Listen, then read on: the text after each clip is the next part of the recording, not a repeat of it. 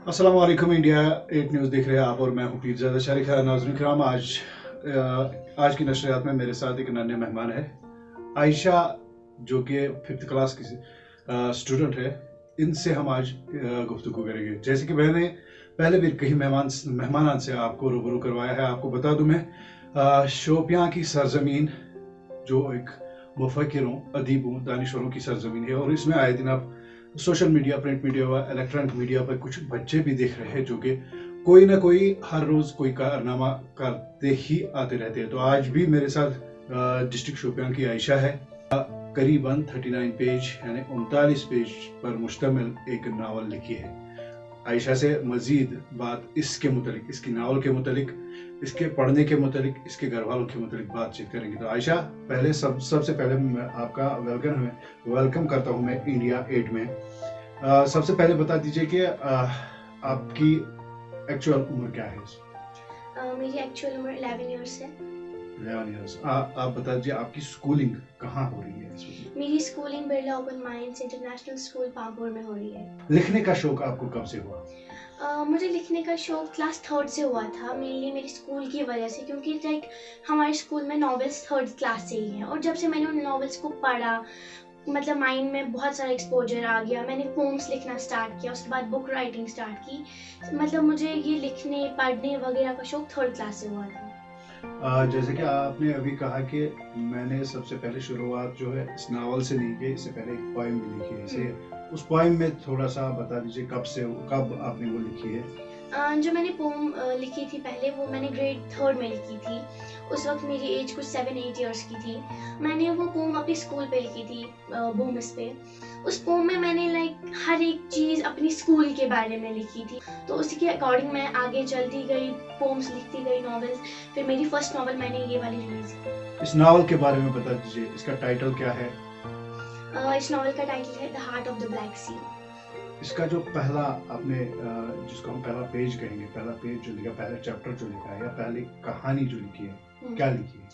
जी, हमें पता है कि हमेशा पहली कहानी द बिगनिंग से स्टार्ट होती है। तो बिगनिंग में मैंने कुछ हैप्पीनेस डाली, बहुत सारी, लाइक एक हैप्पी फैमिली से स्टार्ट किया, जिनके लाइक उस हैप्पी फैमिली में एक डॉटर पैदा हुई थी। वो बहुत ज़्यादा हैप्पी होते हैं अपनी डॉटर के बारे में, और बहुत ज़्यादा खुश भी होते हैं। लेकिन सडनली उनको एक शॉक न्यूज़ मिलती है कि लाइक उनकी डॉटर में कुछ प्रॉब्लम है। आफ्टर दैट वो बहुत ज़्यादा उनमें लाइक खो जाते हैं, कि बोलते हैं कि अब हम अपनी डॉटर के साथ कैसे उसको ठीक करें। तो लाइक बिगनिंग में मैंने ऐसे ही स्टार्टअप किया है वगैरह। लास्ट वाले बता दीजिए, लास्ट में क्या लिखा है इसमें? जी, लास्ट चैप्टर में मेनली जो मेरी नॉवल है मदर का ट्रू लव पे, मदर्स ट्रू लव पे है इसका मेन आइडिया। तो मैंने लास्ट के चैप्टर में डिफाइन किया है कि एक माँ, जो मतलब इस चैप्टर की जो मदर है, वो कैसे अपनी बेटी को हर एक बुरी चीज़ से बचाती है। लाइक लास्ट में सिंपली हम कह सकते हैं कि मैं मदर का ट्रू लव डिफाइन कर रही थी। अगर हमारे जो नाजरीन है, वो हमारे जो व्यूअर्स है, वो इस बुक को पढ़ना चाहिए, इस बुक को खरीदना चाहिए, कहाँ से मिलेगी? जी, अमेजोन पे भी अवेलेबल है, और ये KMR book depot, Kashmir book depot पे भी अवेलेबल है, उनकी लिंक पे। इस सबसे ज्यादा इसमें किसने आपको सपोर्ट किया है? जी, मेरे को तो पेरेंट्स ने बहुत ज़्यादा सपोर्ट किया, मेरी मदर ने भी और मेरे फादर ने भी। मेरे मदर फादर ने मुझे हमेशा मेरे पेरेंट्स से एनकरेज किया है कि तुम कुछ कर सकती हो, अगर तुम्हारे पास कोई टैलेंट है तुम उसको आगे बढ़ाओ। If you are having something, आपको उसको बढ़ाना चाहिए। ऐसे टैलेंट को छुपाने में कुछ नहीं जाएगा आपका। ड्रीम अगर है तो ड्रीम को ड्रीम मत रखो, उसको आगे जाके अपना टैलेंट बनाओ, अपना करियर बनाओ। तो उसी के अकॉर्डिंग आई थिंक मेरे पेरेंट्स दोनों ने मुझे बहुत ही ज़्यादा सपोर्ट किया है इस चीज़ के लिए कि मैं लिख सकती हूँ, मैं कर सकती हूँ। एंड मुझे बहुत ज़्यादा सपोर्ट हुआ है मेरी नॉवल राइटिंग में। आई थिंक मैं भी ये नहीं कर पाती अगर मेरे पेरेंट्स का सपोर्ट नहीं होता, क्योंकि हमें ज़रूरी होता है कि फैमिली सपोर्ट मिले। जब तक फैमिली सपोर्ट नहीं मिलता है तब तक हम कोई चीज़ कर नहीं सकते, बिकॉज अगर फैमिली सपोर्ट नहीं होगा तो हम हर एक चीज़ को करने से पहले बहुत कुछ सोचेंगे। फैमिली सपोर्ट नहीं है, आगे जाके होगा नहीं होगा, किसी चीज़ की ज़रूरत पड़ेगी तो हम क्या करेंगे। इसीलिए फैमिली सपोर्ट का बहुत ज़्यादा इंपॉर्टेंट होना होता है। क्या आगे भी आप लिखना चाहेगी? जी, ज़रूर मैं आगे भी नॉवल लिखना चाहूँगी। मेरी जो सेकंड नॉवल है उस पे मैं तैयारी कर रही हूँ, मैं लिख रही हूँ, और इंशाल्लाह रहमान वो इससे ज़्यादा अच्छी होगी, बहुत ही ज़्यादा इंटरेस्टिंग स्टोरी होगी वो भी। जो हमारे व्यूअर्स है, ये इस बात के ताक में है कि इस बात के इंतजार में है कि डिस्ट्रिक्ट शोपियां के कौन से इलाके में से आपका ताल्लुक है?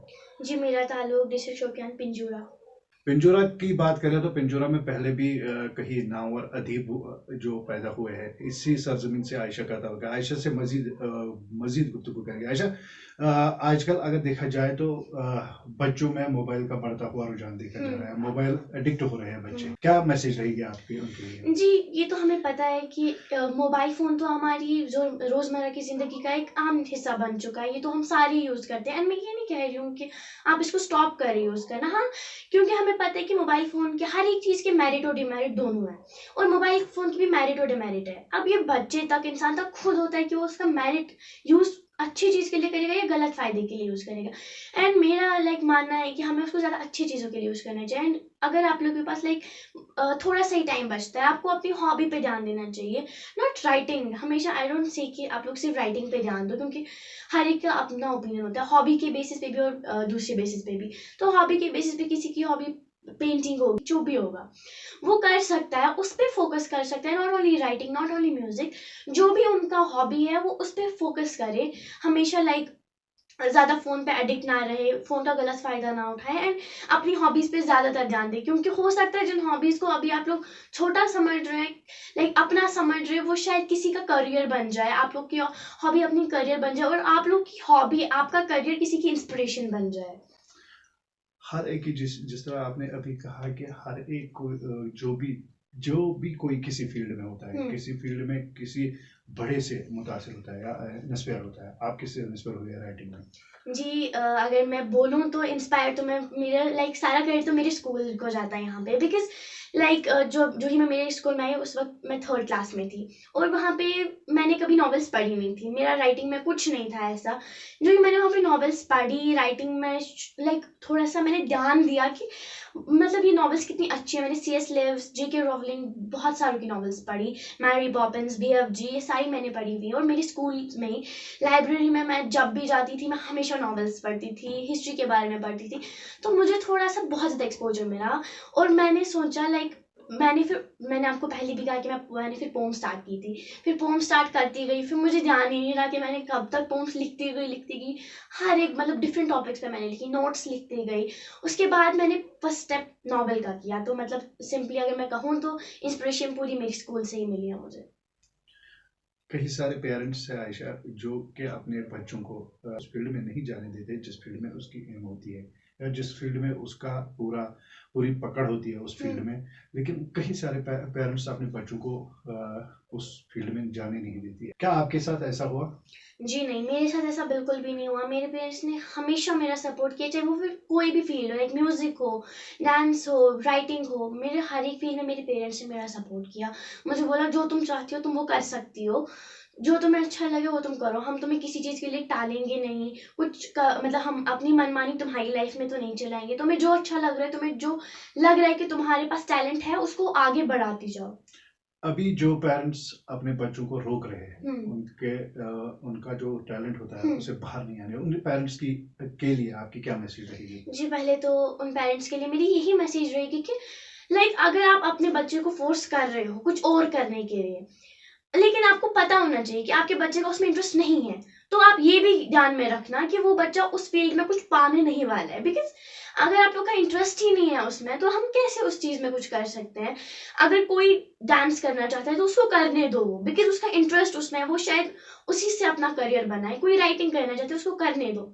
ना कि इम्पोर्टेंट नहीं है कि अपने पेरेंट्स बोले उनको कि फ़ोर्स करें, तुम्हें नहीं करना है music, you don't have to sing, तुम्हें कुछ नहीं करना है, तुम्हें सिर्फ़ डॉक्टर बनना है। उसका इंटरेस्ट भी नहीं है बच्चे का, वो कैसे कर सकता है? बार-बार जब भी वो पढ़ने की कोशिश करेगा, चलो फ़ोर्स में आके उसने मान ली बात, वो कर रहा है कोशिश पढ़ने की, लेकिन बार-बार उसके दिमाग में म्यूज़िक आएगा। बोलेगा कि मेरा जो एम था उससे मुझे जुदा कर लिया, I can't now do anything. For example वो बच्चा बेबस हो जाता है फिर वहाँ पे। पेरेंट्स होने के बावजूद भी उसको महसूस नहीं होता है पेरेंट्स का, बिकॉज़ हमें पता है कि पेरेंट्स का होना बहुत ज़्यादा इम्पोर्टेंट है लाइफ में, उनका सपोर्ट होना ही बहुत ज़्यादा इम्पोर्टेंट है। एंड जब पेरेंट्स होके भी ये सब कुछ करेंगे, that will be not good for the children. बहुत बहुत शुक्रिया यहाँ पे हमारे साथ आयशा की बातें सुनी आपने। आयशा का जैसे मैंने पहले ही जिक्र किया कि तीसरी जमात से 3rd स्टैंडर्ड से इन्होंने लिखना शुरू कर दिया, पोएम से शुरू कर दिया और इनकी एक नावल अभी हाल ही में रिलीज हुई है। तो इसी के मुतालिक आयशा से आज बात हुई। मज़ीद आयशा भी मज़ीद लिखना चाहती है, आगे भी लिखना चाहती है, मज़ीद किताबें लिखना चाहती है। जैसे कि मैंने पहले ही ज़िक्र किया है कि इस जनूबी कश्मीर ज़िला शोपियान का जब भी हमारे जहन में आता है तो कई सारे नामवर अदीब जो है वो हमारे जहनों में आते हैं, और उनसे इंस्पायर होके कई सारे बच्चे, या फिर अभी की जो हम बात करते हैं तो इस वक्त इस पुरफितन दौर में कुछ बच्चे ऐसा कारनामा कर जाते हैं कि अपने माँ बाप का नाम रोशन कर जाते हैं। तो इसी तरह आयशा ने भी किया है। आयशा ने भी बहुत मेहनत की है इस हवाले से। जैसे कि अभी आयशा से हम बात कर रहे थे कि बहुत मेहनत करनी पड़ती है लिखने में, पढ़ने में। उसके बाद इसको एक सादे से कागज़ पर उतार कर उसको फिर प्रिंट करवाने तक का सफ़र अभी इनसे डिस्कस हो रहा था। तो मज़ीद मिलते हैं अगले प्रोग्राम में नए किसी मेहमान के साथ। तब तक के लिए दीजिए इजाज़त। खुदा हाफिज़।